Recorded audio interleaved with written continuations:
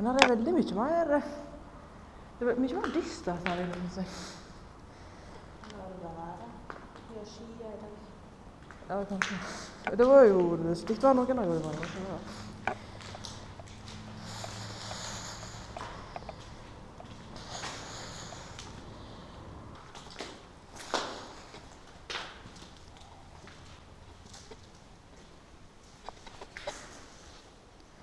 Jeg spør etter det som passer til å drepe noen med. Og en sprayboks, og det er graffiti-folka som skal ha noe å beskytte seg med. Det tror jeg faktisk det er. Det ser ut som en del av gjerdet. En sprayboks. Jeg har hørt at graffiti-folk er farlige å komme over for at de skal drepe alle for at de ikke skal bli anmeldt. Det kan hende det. De klipper en del av gjerdet og tar med det, i stedet for å ta med det de klippet av gjerdet med, som sikkert er like farlig. Ja, det er sant det. Du må ha noe jæklig for å klippe av så stort gjerde. Sikkert en sånn stor slags. Minst.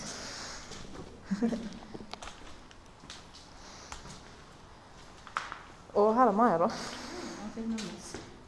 Det ser ut som noe som har blitt fersket. Hvorfor i helvete springer de fra masker si? Sånne masker for med dyre. Eller noen av det i hvert fall. Skikkelig jævlig nice graffiti-pieces da. Så matcher gardinene til og med. Dette her er en virkelig kunstner som har vært seg. Faktisk. Oransje, rosa og rødt. Ja. Men dette her var mystisk. Hvorfor har de gått ifra alle sprayboksene og masker si?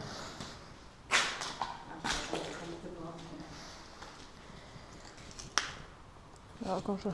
Men det var noe likevel en merkelig ting å gjøre da. Denne ser litt ødelagd ut. Og rosa, oransje, svart. Mer rosa, svart og oransje. Hva heter det? Skulle faen ikke vært meg.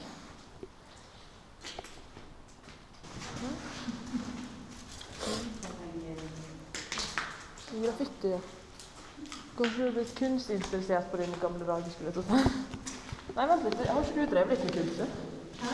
Har ikke du drevet litt med kunst, du? Nei. Jo. Det var noen som sa en gang at du drev og malte og sånn, om ikke du hadde fortalt meg det. Det er ikke forskjellig. Nei, jeg er ikke nødvendigvis.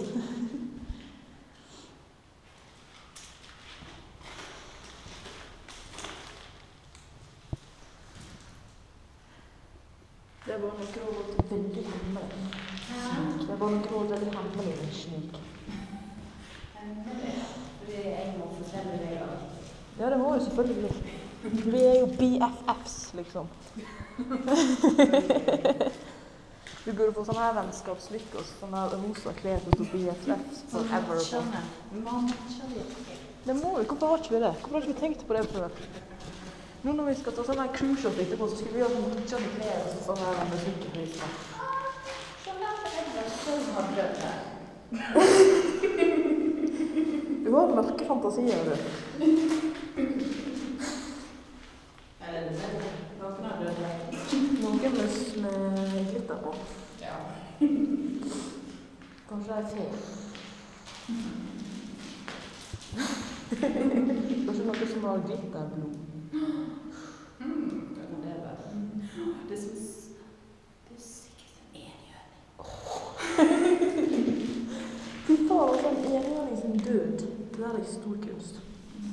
Bare sånn at dere vet det, kjære sjåere. Det er jammen bra. Jeg tok av deksel så jeg kan høre alt det kloke vi sier.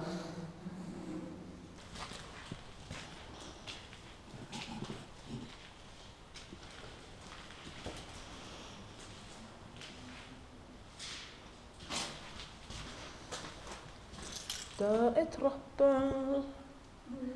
Skal vi gå bort til hinnenden? Ja. Så koselig plass dette her er. Nå er det toppluft.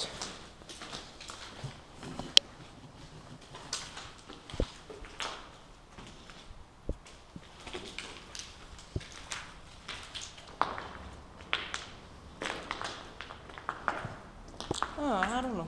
kjøkken? Enda et kjøkken? Ja, det var det samme kjøkkenet. Ja. Du, her er det frostrøyk for det helvete. Sjekk. Ja. Så plass til det her. Hva er det som drypper fra taket? Rust. Nei, det er blod. Garantert. Det er det. Det er ikke noe å betvile. Nei. Du kan ikke bare... Ikke lykke det. Du kan ikke betvile fakta, Ramona.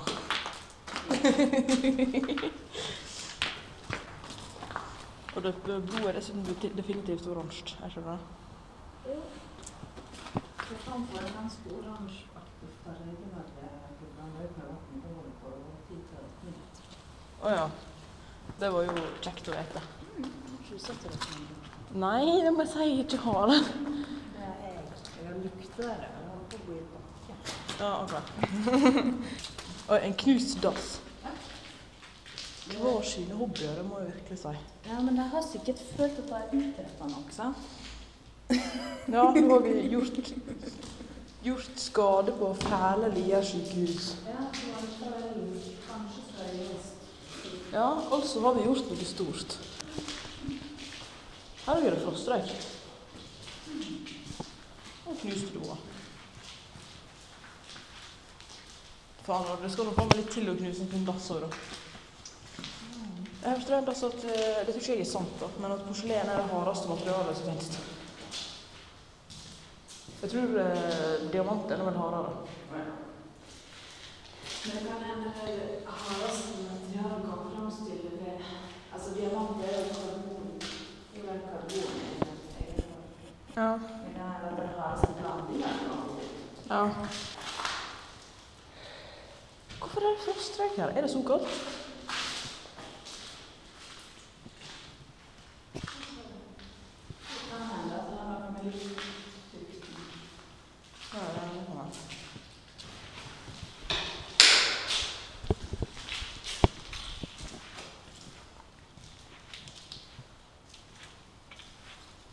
Det er heller, det er ikke det som ordet er ute etter.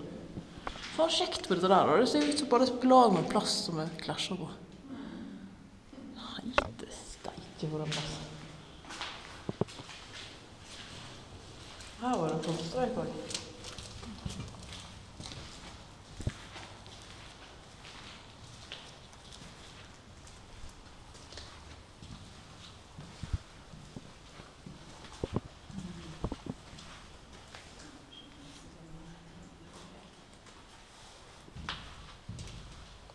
Nå er det synd, men hva faen er det der for noe?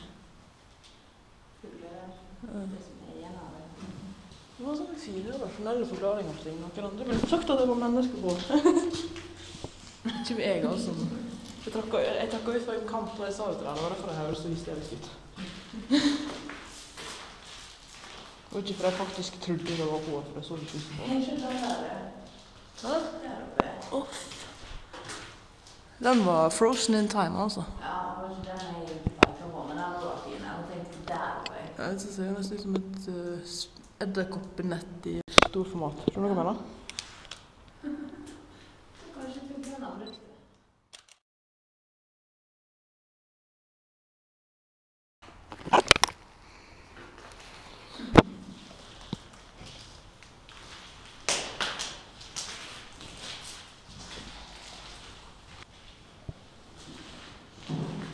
Dette var for noe. Var det deg? Ja, det skal jeg.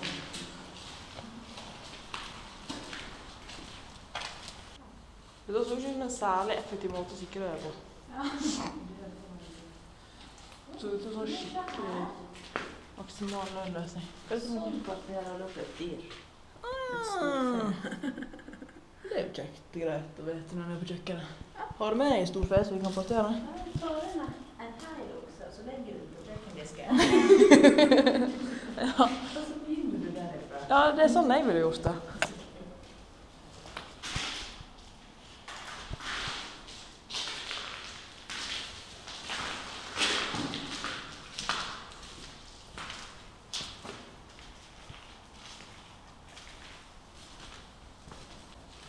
Det var en merkelig do. Ja. Er det en do? Ja, det er en do. Ja, det er en slags... Det kan hende... Jeg tror ikke det blir noe. Men det kan hende at det er sånn at hiver alt mulig rart nedi. At de? Tømmer vaskene. Ja, det kan være. Jeg vet ikke, den så bare veldig rar ut. Jeg ser ikke avlukk på den, men det kan hende sånn hvis de måtte ha noe som måtte tinges, litt å si. Ja, det hadde jo en sete over der som er tatt vekk. Hvordan det går ut her? Sikkert ikke. Nei. Det var jo ingen stekt nå. Å, kjeften på deg. Ikke minn meg på det.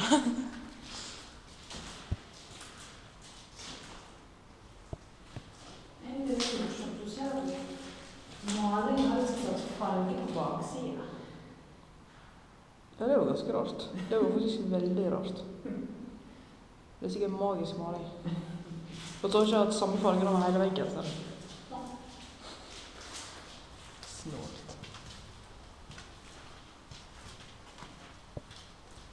Eller så har det vært 2 lag med grønn, og så har de ytterste lagene satt godt i hop, og de 2 lagene med grønn satt dårlig i hop. Nei, det er spøkelsesmaling. Det er det definitivt. Uten tvil, altså. Skal vi bli oss litt i dine? Skal vi gjøre helt? Nei, skal vi bare gå ned igjen? Du bestemmer. Ja, da stemmer for at vi går ned. Finglete som jeg er. For det er liksom ikke så mye, det er så mye sånn som det er hitthus, liksom. Bortsett fra at det er enda mer flasser her, da. Det er trappa bekymrer meg litt, for at, husker du da vi var på Haraldstølen? De gulvet var skikkelig dårlig, så knirket ikke det. Husker jeg, eller merket det. Hva er det? Hva er det? Da var det døra litt. Hæ? Det var jo gjenlydet min som hittet på. Hørte jo ikke at du takket igjen. Nei, men ikke denne trappa jeg tenkte på. Det var den her vi gikk i stad. For det bekymrer meg skikkelig at du ikke hører at du tråkker inn en gang. Da er det ikke bra. Ja, da gir alt etter. Ja. Da får du skikkelig sånn demping på skrittet din, liksom. Det er et dårlig tegn. Skal vi gå videre? Vil du se på dette? Nei, ikke dit da.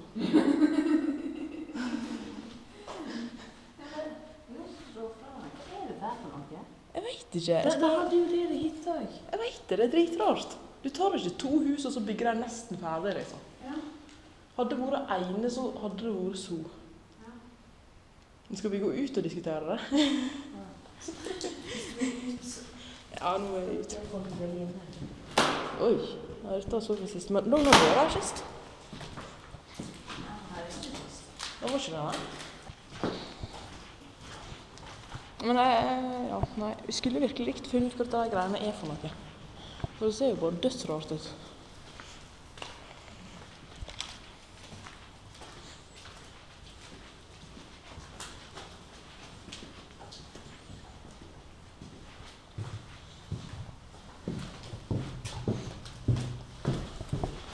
Nei, dette bygget her liker ikke så godt av en eller annen grunn.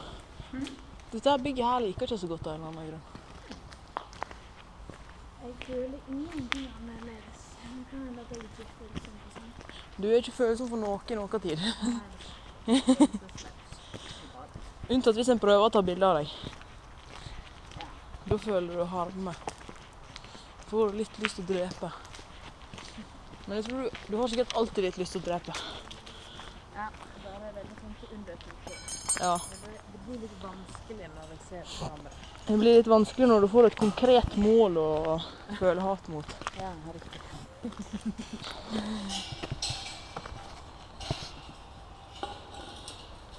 Sånn. Da var vi done. Skal vi gå ned igjen veien egentlig i dag? Ja, det ligger det. Da kan vi få sett litt mer.